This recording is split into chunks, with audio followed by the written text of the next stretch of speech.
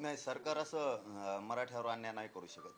म्हणजे त्यांच्याबद्दल सकारात्मक आणि आमच्या बाबत नकारात्मक ही भूमिका मराठ्यांच्याबद्दल महाराष्ट्रातल्या सरकार नाही घेऊ शकत. कारण आमचं हक्काचं आरक्षण आहे. कारण त्यांना जसं वाटतंय की आरक्षण असून सुद्धा आणखीन जास्तीचं मिळावं, म्हणजे असून सुद्धा जसं वरबडा वाटतंय ते येवल्याच्या त्या छगन भुजबळला, तसं आम्ही वरबडत नाही आहेत. आमचं हक्काचं आहे, आमच्या नोंदी आहेत, आमचं हैदराबादचं गॅजेट आहे, सातारा संस्थांचं आहे, मराठा आणि कुणबी एक आहे, 83 क्रमांकाला तशा नोंदीसुद्धा आहेत. याच्यासारखं आम्ही खात नाही सगळ्या दुनियाचं. त्यामुळे सरकार आमच्यावर अन्याय करणार नाही. सरकारने जर तसं केलं तर सरकारला मागात पडेल.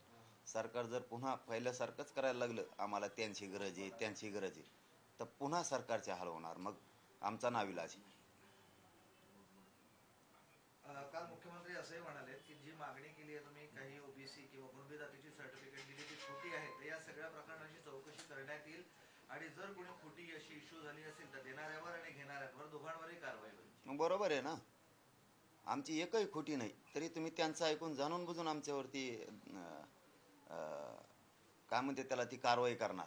कारण जशा केसेस खोट्या केल्या तुम्ही लाखो पोरांवरती मराठ्यांच्या, तसे तुम्ही आमच्या नोंदी सापडलेल्या असूनही त्या खोट्या ठरविणार. म्हणजे तुम्ही परत त्या ओबीसीच्या येवल्याच्या नेत्याकडून बोलणार आणि मराठ्यावर अन्याय करणार त्या रद्द करून. खऱ्या जरी असले तरी, आता खरे असले तरी तुम्हीच रद्द करणार आणि कसे असले तरी तुम्हीच करणार. कारण ओलं उभं तुमचंच जळतंय, कारण सरकार तुमचं आहे ना. त्यामुळे कसं तुम्हीच जळणार. पण तुम्ही हे पण करा ना, ज्या मंडल कमिशननं 14% आरक्षण दिलंय, त्यांना जे रूल दिले होते त्या रूलनुसार त्यांनी आरक्षण दिलंय की नाही ती चौकशी करा आणि त्यांच्यावर कारवाई करा.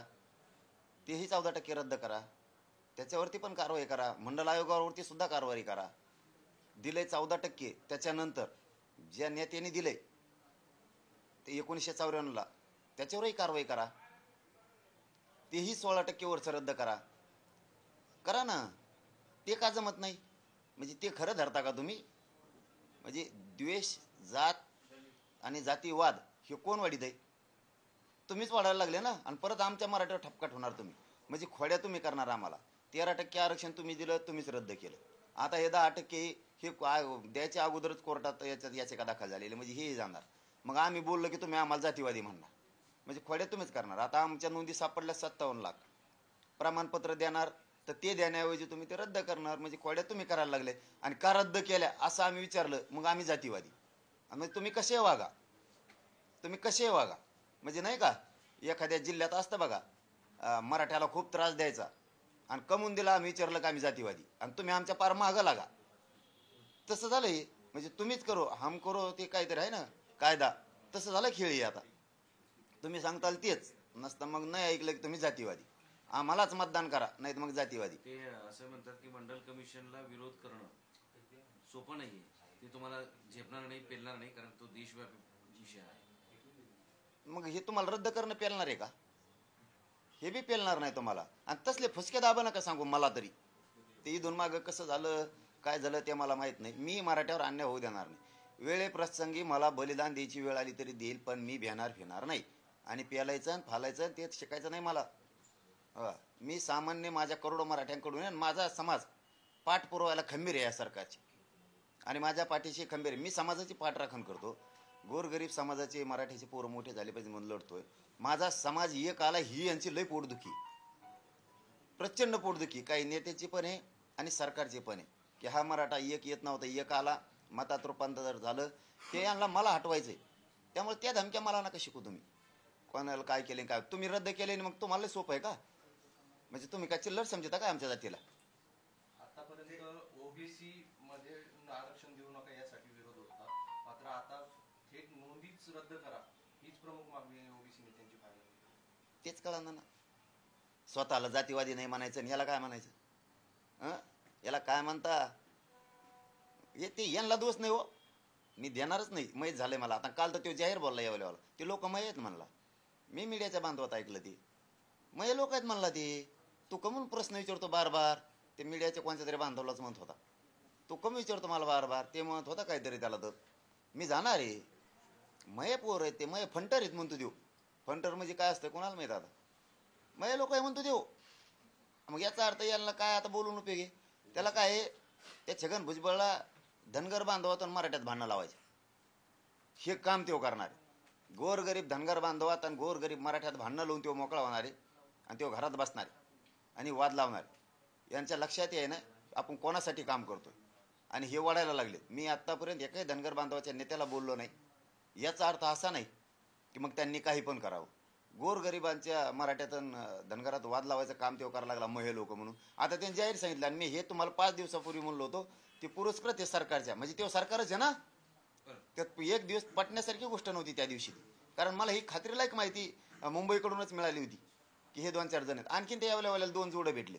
आमचे मराठे म्हणायचे त्यांना पहिल्यांदी की आमचं आरक्षणाचं तेवढं बघा, तेवढं आरक्षण द्या बरं का. तर ते भाषणं ठोकायचे आम्हाला. आम्ही मराठा विरोधी नाहीत. निवडणुका आले की आम्हाला मराठा विरोधी ठरतेत, मला जातीचं ठरीतेत. असं कसं काय होतंय? पाडलाकने बुरखा उघडा मराठ्यांनी मतदान केलं. त्यांच्याच पक्षाचे मराठे हे त्यांना प्रश्न विचारित होते आणि त्यांच्याच पक्षाचे मराठे त्यांना अडवित होते की आमचं तेवढं आरक्षणाचा बघा. तर खांद्यावर हात ठेवून सांगत होते मी जातीवादी नाही, मी तसं नाही. मी निवडणुकीला उभा राहिलं की जातीवाद येतो, मग जात काढली जाते. दुसरा विषय आता उघडे पडले की तुमच्या भाषेवर आता आक्षेप घेतला जातोय. तुमची भाषा खूप खालावत चालली आहे, खालच्या दर्जाचं बोलताय, शब्द वापरताय असं बबनराव तायवाडे म्हणाले. जर ही भाषा तुम्ही वापराल तर समोरचाही त्याच भाषेत उत्तर देऊ शकतो, हे लक्षात ठेवा. नाही भाषा काय आहे खालची?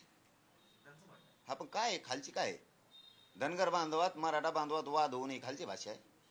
ओबीसी बांधवात मराठा बांधवात वाद होऊ नये ही खालची भाषा आहे. खालची भाषा म्हणजे काय? आणि तायवाडे भाऊ तुम्ही ज्या व्यासपीठावर होता त्याच्यावर काय होती? समान न्याय करायचं शिका तायवाडे भाऊ. आम्ही तुम्हाला मानतो, तुमचा सन्मान केलेला आहे प्रत्येक वेळेस. शेंडके भाऊ असो, ते आणखीन दुसरे पडळकर भाऊ असो, तुम्ही जे 10, 12, 15 जण होतात त्या व्यासपीठावर काय होतं? छगन भुजबळ होता तेव्हा ते काय होतं?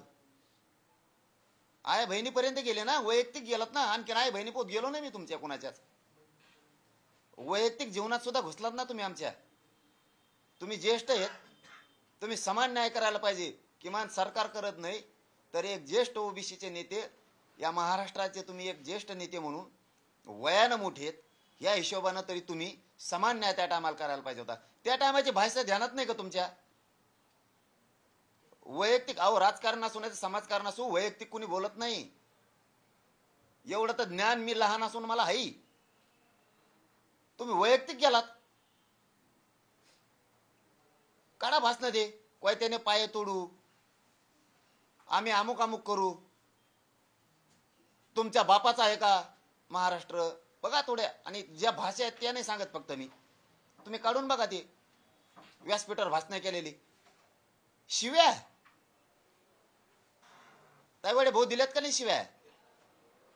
मग तिथं तुम्ही ज्येष्ठ आहेत, तुम्ही दोन्ही समाजाला त्यावेळी सांगायला पाहिजे होतं. समोरून खालच्या दर्जाच्या शिव्या नाही आहेत.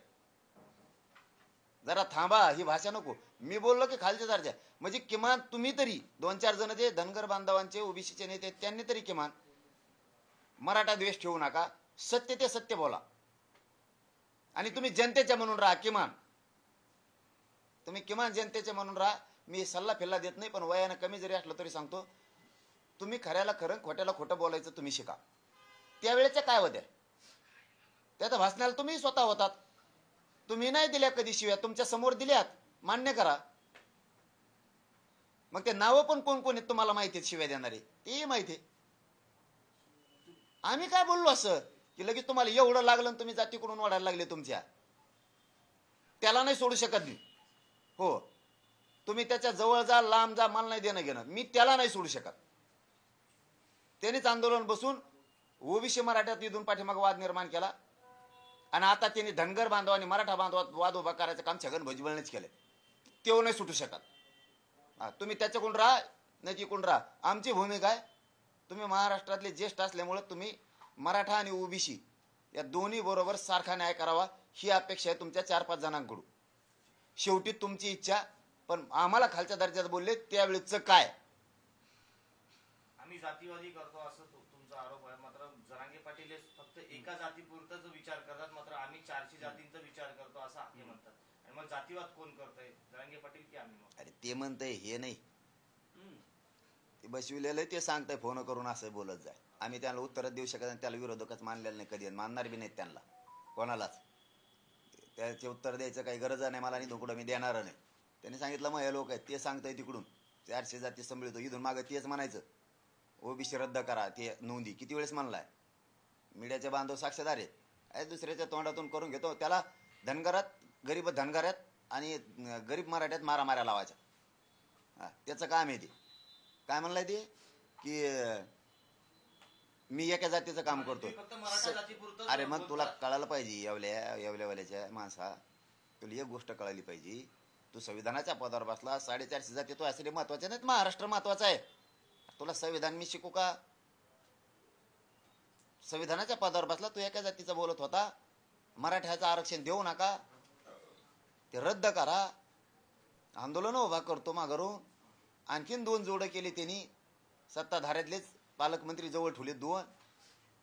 काही फरक नाही पडणार आम्हाला, टायमाला दाखवू आम्ही सुद्धा. ती यांना काही दोष देऊन उपयोग नाही खालच्याला.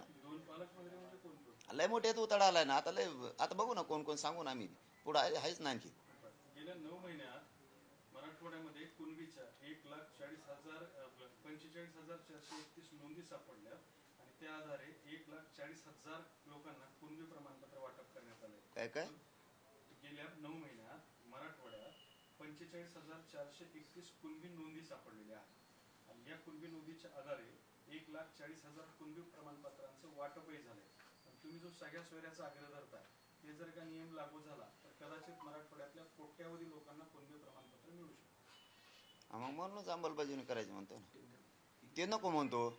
आणि ते छगन भुजबळ म्हणतो 450 जातीचा मी काम करतो. बरं 450 जातीचं काय ना करीना, जातीवादाच तरी बाकीच्या सोडल्या ना, 450 गोड लागा त्यात. मराठ्याने काय केलं रे भाऊ, तो धनगर बांधव होता, मराठ्यात वाद लावायला लागला.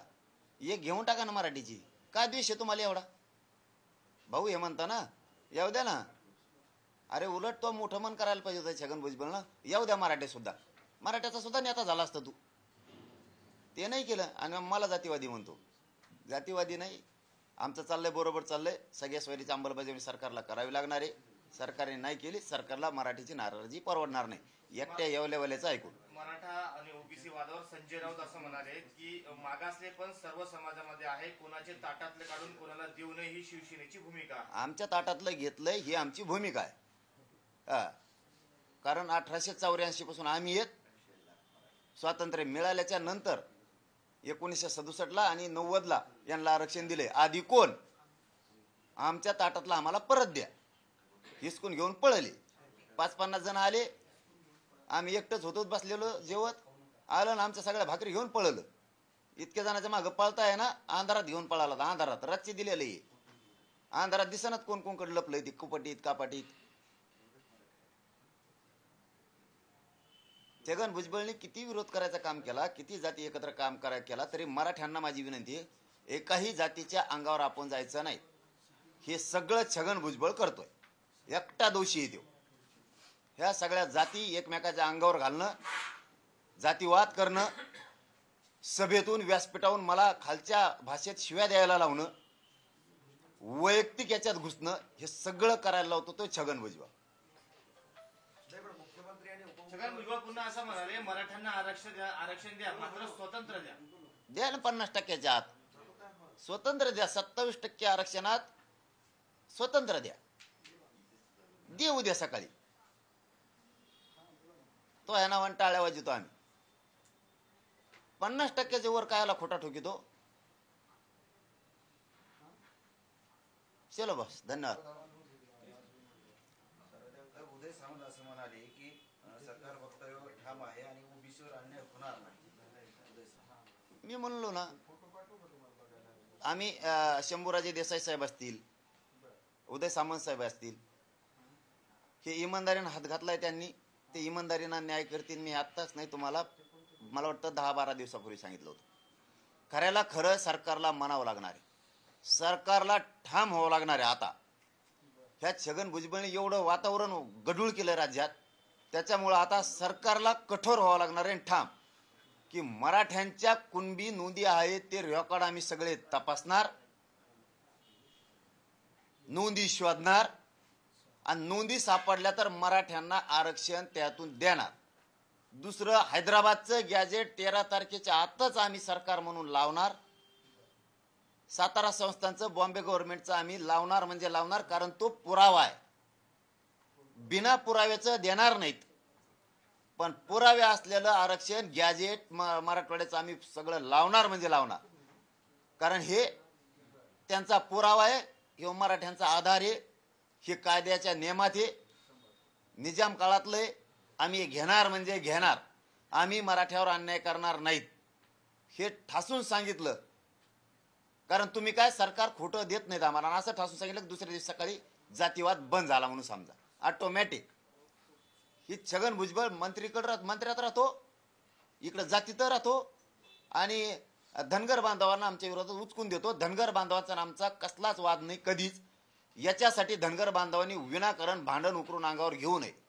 त्यांचं एसटीतलं आरक्षण त्यांनी मागावं आणि त्यांचे लेकरं मोठे करावेत.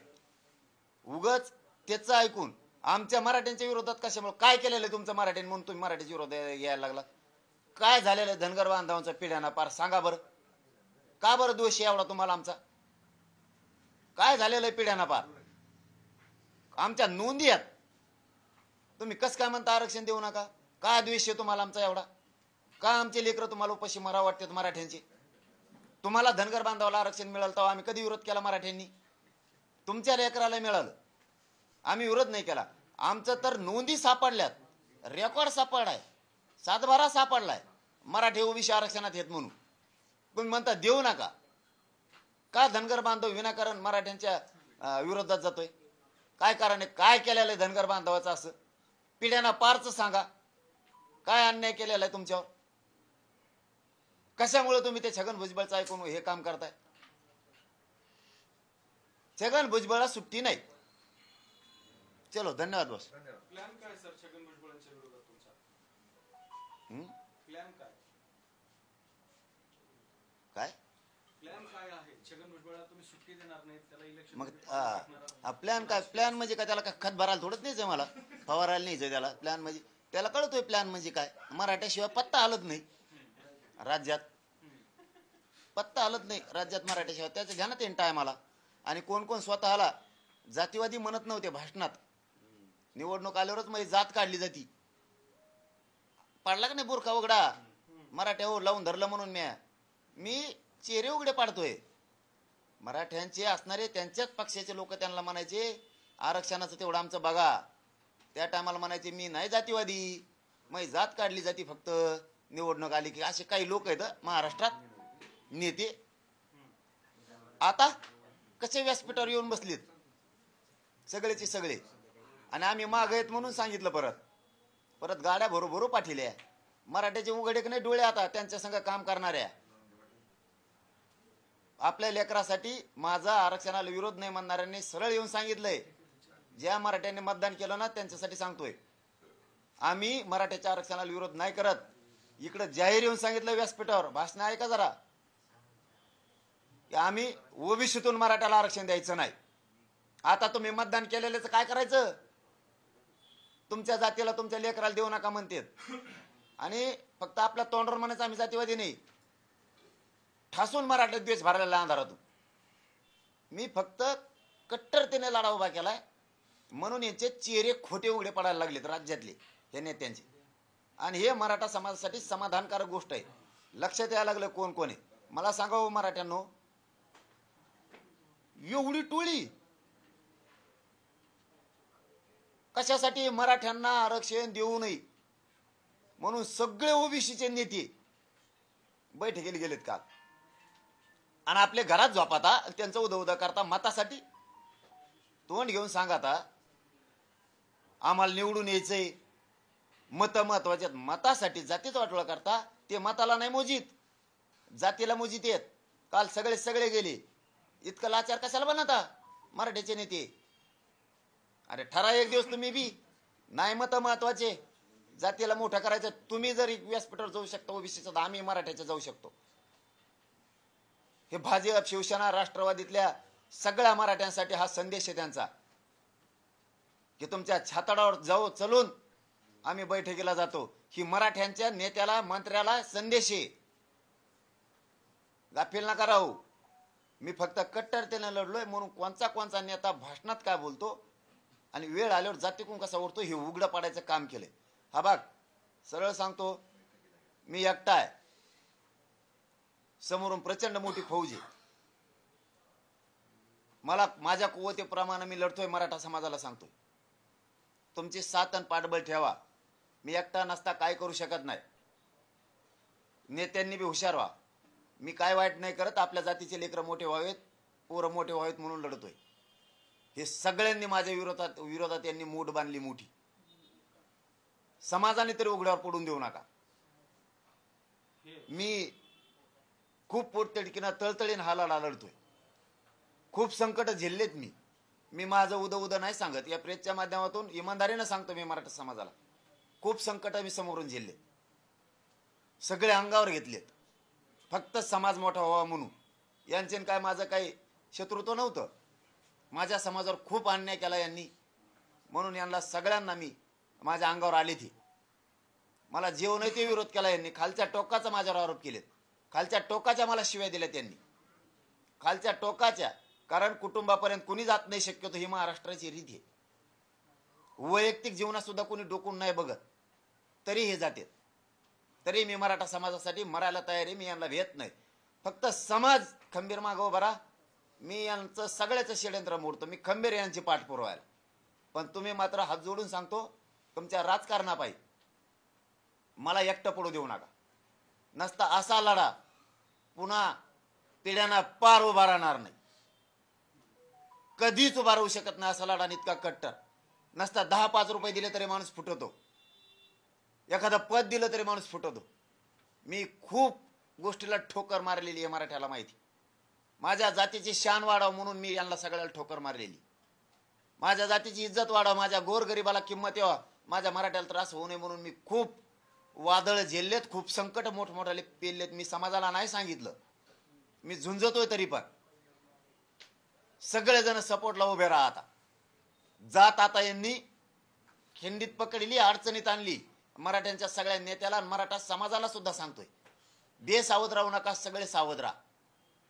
कालचं प्रचंड मोठं उदाहरण आहे की सगळ्या मंत्र्याची, विरोधी पक्षाची सुद्धा असणारे ओबीसी सुद्धा एकत्र झाले. असं शिष्टमंडळ नसतं. हे भारत देशातलं स्वातंत्र्यापासूनचं पहिलं शिष्टमंडळ असं आहे की हे ठरवून घे, मी आंदोलन बसवायचं आणि तिकडचं काम आम्ही सांभाळायचं. पोलीस फोर्स पाठवायचा, अधिकारी पाठवायचे. ही कोणती रीत हो? आमच्याकडे तहसीलदार आला की तुमच्याकडे आला पाहिजे.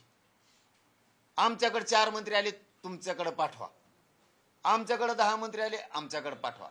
आमच्याकडे मुख्यमंत्री आले, लगेच आमच्याकडे पाठवा. त्यांना अथरून टाकलं, आम्हाला टाका. असं नसतं आंदोलन.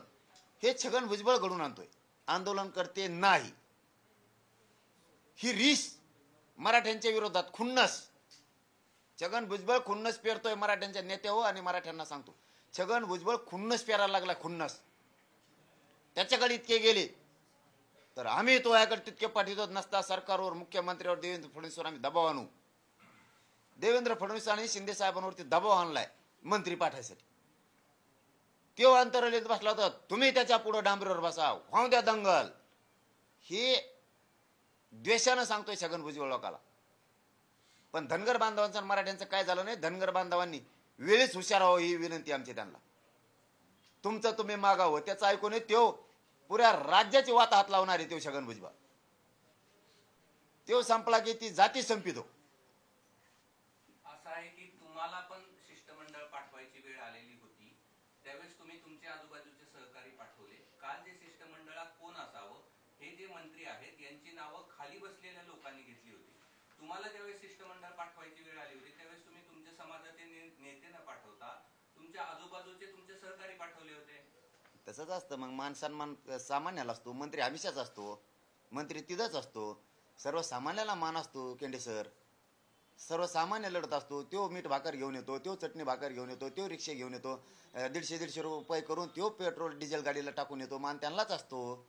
हे रोजच तिथं असते. विमानाने हिंड, हेलिकॉप्टराने हिंड, बोटीनं हिंड, जहाजाने हिंड, टॅक्सीने हिंड. यांना जे नाही ते ओला गोला सगळ्या गाड्या माहिती. आता हे हिंडते हे गोरगरिबांसाठीच मंत्रालय असतंय. गोरगरिबांना त्यांच्याशी सन्मान व्हावा एकमेकाचा म्हणून असतं. हे तिथंच असते. तरी हवंशी बाबा, हवंशी तरी बी आम्हीच जावा शिष्टमंडळ म्हणून. आम्ही यांना दोष देत नाही. तो फक्त कोणीकडचे कोणी वळू नका. आम्ही यांना दोष देत नाहीत, देणार नाहीत, आयुष्यात नाही देणार. त्यांना पुढून किती वार करू द्या. आणि केलेलेत त्यांनी. इथून मागच्या भाषणं काढून बघा, खालच्या पातळीवर त्यांनी केलेले. आम्ही त्यांना विरोधक मानलेला नाही, त्यामुळे पुढे मानणार नाही. त्याला सुट्टी नाही. एक मुद्दा असा आहे की हे सगळे काल ओबीसी नेते सगळ्या पक्षातले एकत्र झाले, बैठकीला उपस्थित झाले. मराठा समाजातही खूप मोठ्या प्रमाणात नेते आहेत, कार्यकर्ते आहेत, आमदार आहेत, खासदार आहेत. तुम्ही प्लॅनिंग करण्यामध्ये जबरदस्त आहात. तुम्ही पाठीमागच्या काळात जे काही 3-4 आंदोलनाचं प्लॅनिंग केलं ते जवळून बघता. त्यावरून सांगतो, हे आमदारांना तुम्ही अशी काही प्लॅनिंग सांगाल का की बाबा या पद्धतीनं अशा पद्धतीनं तुम्ही लोकप्रतिनिधी म्हणून तुम्ही तुमचे व्यवहार आणि व्यवस्था ठरवा, त्या पद्धतीनं त्या सगळ्या घडत असलेल्या घडामोडीला पुढे जा, तोंड द्या किंवा त्याला विरोध करा किंवा मराठा आरक्षण मिळण्यासाठी अशा पद्धतीने काम करा, असं काही प्लॅनिंग द्याल काय तुम्ही? केंद्रे साहेबांनी सांगितलं ते थोडं राहिलं. हे किती गेले तरी ते दुःख नाही. दुःख हे की समाजासमोर मेसेज गेला की हे आंदोलन छगन भुजबळनंच बसवलेलं आहे. छगन भुजबळच्या पाठीशी आणि सगळे पक्षातले काही नेते पण आहेत, सत्ताधाऱ्यातले पण. ही मेसेज गेला आणि त्याचा एक फायदा झाला की माझा समाज आणखीन जागृत झाला. जर हे ओबीसीचे नेते जात असतील तर आपण सुद्धा आता गावखेड्यातून एक झाला पाहिजे. राहिला यांचा प्रश्न. 13 तारखेच्या नंतर मी सांगितलेलं निवेदन आणि निर्णय, आम्ही केलेलं आडाखे, आम्ही बांधलेले, हे बघून सरकार तोंडात बोट घातलं पाहिजे. अवाक झालं पाहिजे, अवाक. फक्त यांनी सरकारनं आम्हाला धोका द्यावा. सरकार अवाक झालं पाहिजे की या पोरांनी बांधणी केली किती डेंजर. धन्यवाद.